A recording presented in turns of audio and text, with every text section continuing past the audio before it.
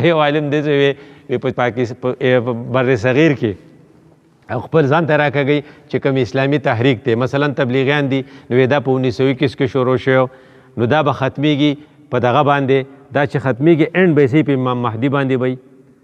او د اسرائیل سیستم چې شروع شو دا په 1917 کې 1917 کې ډومبنی هغه بارپور ډیکلیریشن شو نو دا شیطان چې ابلیس دنیا ته راغلی یوازې نه راغلی و ذریته د ده ذریت هم دي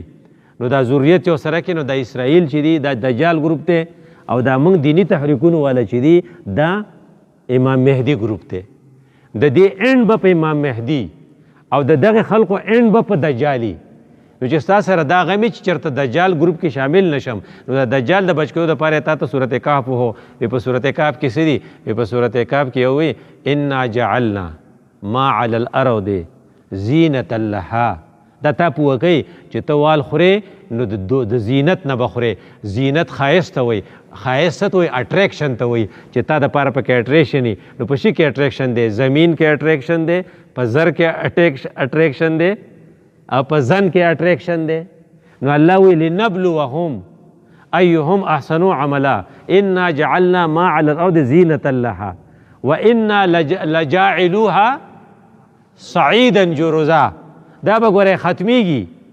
خو خلق به وال خو په دې کې خوري چې د هغې د زندګۍ مقصد صرف دا شی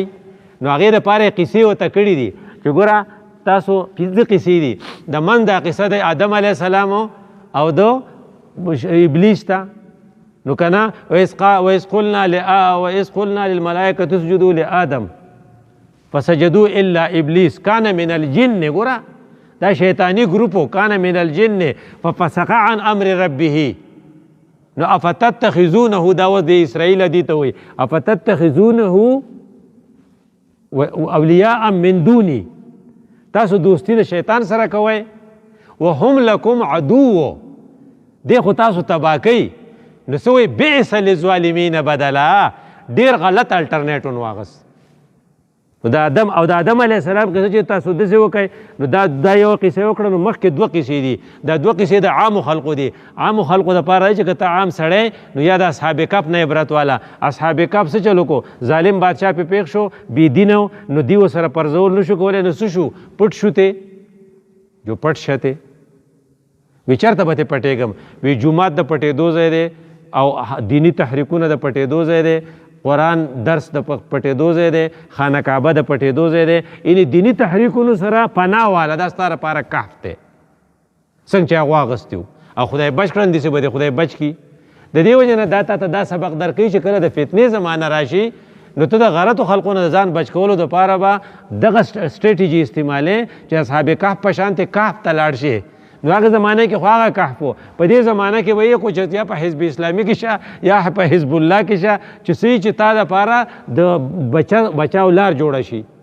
او دویم د عامو خلقو څو یو عام سړی دی او یو مالدار سړی دی دویمه قصه چې ده نو هغه مالدار سړي سره خو دی لا اظن ان تبید هذه ابدا دغه مال ډیر دی نو هغه دغه نوم به راته توی زه به راته وایم د دې پینډۍ ده بحریه ټاون د مشر نه څه نوم دی ریاض چې دی نو هغه سره هر څه ډېر دي نو فرض که هغه به نه ویل خو فرض که هغه داسې ووایي چې ما ظن ان تبید هذه ابدا ځکه چې ښکلې بنګله زرداري له ورکړي هسې حافظ نعیم الرحمن دی په کراچۍ کې څه کیس رخ کړی او څه پیسې ته واپس کړې وې او هغه دومره تکړه دی چې هغه په هغې څه لیکلي چې دا جنت دی نو هغه څه وایي ادخلوها په ګیټ زه تللی ما لیدلی دی بحریه ټاون ته چې ځې نو په ګیټ یې دا لیکلي ادخلوها بسلام آمنین یعنې جنت ته د نوتو چې کوم آیات دی هلته لیکلی نو دا خو مالدار دی ریاض دی دلته ورته حافظ نعیم دی نو هغه ورته وایي چې هغه چې دی ورته وایي چې ما اظن ان تبید هذه امدا وما اظن ساعة قائمة بیا ورته د غرور نه دام وایي ولئن رددت الى ربي لاجدن خیرا منها منقلبا نو دا غریب سړی خو ته داسې نه وایي چې جي ټیک وایې نایکه ته خو چېرته غلطه خبره نه کوې دی ورته وایي چې دا خو تا غلطه وکړه لولا اذ دخلت جنتک قلت ما شاء الله ان ترنی انا اقل منک مالا ولدا نو زما سره پکې دا سبق دی چې کو غټ سړي راګیر کړي نو غټ سړي ته سرنډر کېږه ما کلکه خبره ورته کوه څنګه چې علامه اقبال یورپ ته کلک نظمونه ویلي څنګه چې مولانا مودودي فوجیانو ته کلکې خبرې کړې وې څنګه چې قید اعظم یورپ ته کلکه خبره کړې وه پاکستان دې جوړاو یریږه مو څنګه چې هغه غریب سړی د هغې غټ سړي نه و یریدلی نو څه چلو شو سبا چې کوم دی هغه دغه وران شو دغه هغه باغونه او په دغه باندې بیا هغه وی چې لم اشرک بربي احدا کاش چې ما شرک نه وی کړی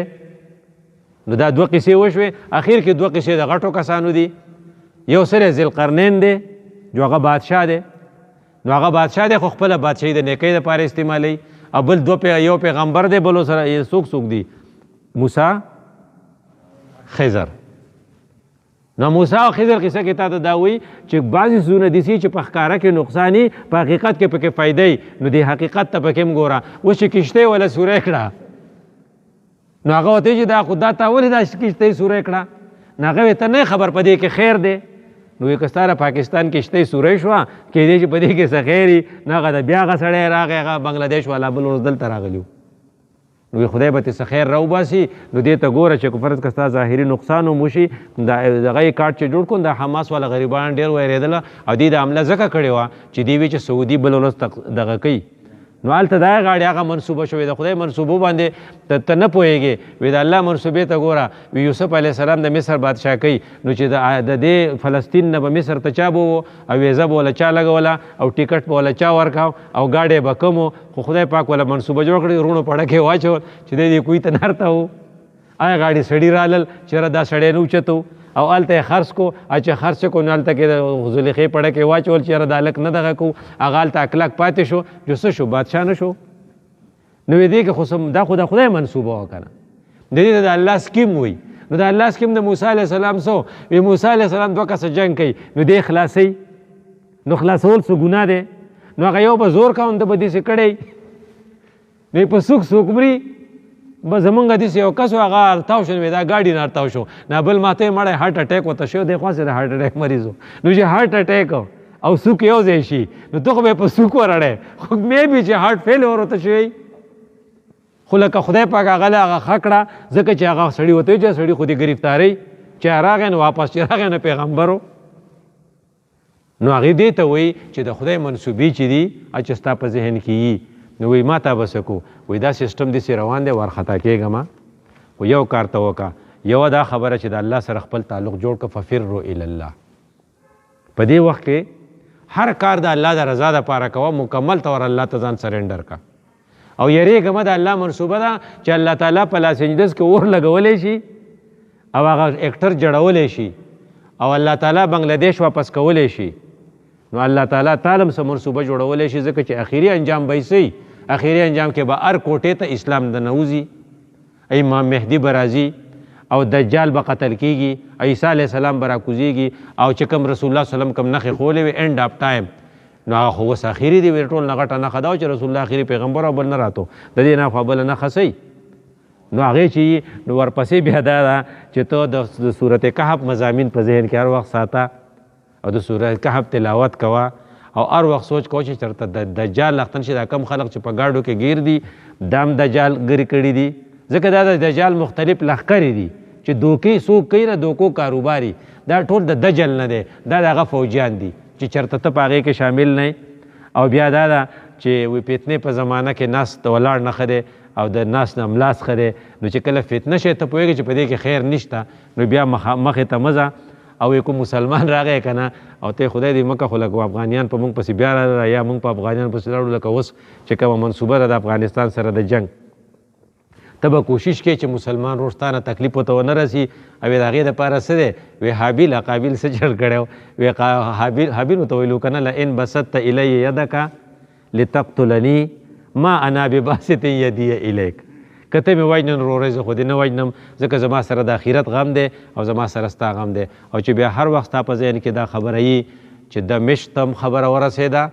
او شام ته هم خبره ورسېده او رسول الله صلی الله علیه وسلم چې د کوم ځای دپاره دعا کړې وه هغې ته هم خبره ورسېده انشاءالله چې الله تعالی به په دې کې یو خیر رایستلی او الله دې ستا او زما دا خیر نصیب کړي خو چې هر وخت دې کوشش دی چې زه چېرته د دجال په دجله کې دوکه نشم او الله مې د دوکې نه بچ کړي اقول قولي هذا استغفر الله لي ولکم ولسائر المسلمین.